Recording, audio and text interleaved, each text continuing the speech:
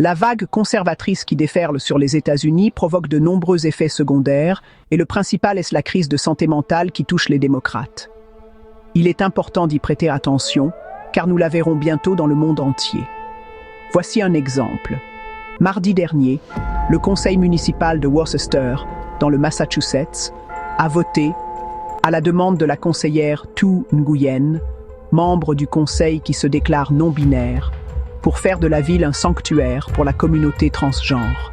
La conseillère justifie sa demande en disant se sentir en danger depuis que le président Trump a affirmé que le gouvernement fédéral ne reconnaît que deux sexes, masculin et féminin. Ensuite, lors de la séance plénière, plusieurs personnes ont parlé pendant des heures, exposant leurs idées et leurs sentiments.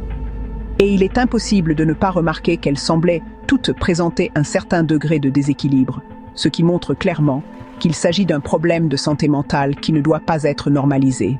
Le citoyen lambda, en voyant ce défilé, conclut simplement que ces personnes ont besoin d'une aide psychiatrique. Ils ont l'impression de regarder un épisode des Simpsons. Les spécialistes de la santé mentale constatent une augmentation du nombre de patients parmi les électeurs démocrates qui se plaignent de désespoir et d'épuisement après la victoire de Trump. Le chercheur Mark Alperin avait prédit que les États-Unis connaîtraient la plus grande crise de santé mentale de leur histoire si Trump gagnait.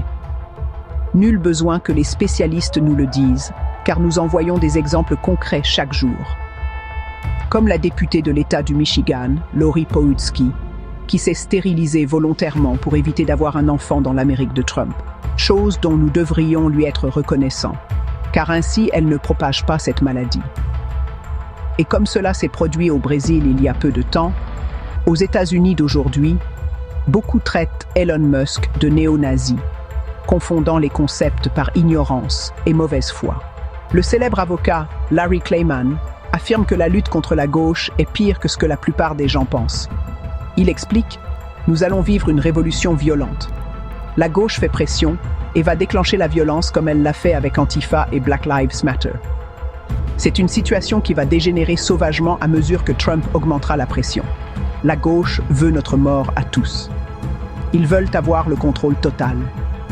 Maintenant qu'ils ont perdu le contrôle lors d'une élection, ils ne vont pas rester les bras croisés. S'ils n'obtiennent pas ce qu'ils veulent devant les tribunaux, ils auront recours à la violence. Et cela peut dégénérer. Qui sait, peut-être qu'une bonne solution pour ces démocrates désespérés serait de faire plus de séances de pleurs en groupe tout en prenant des bains de forêt.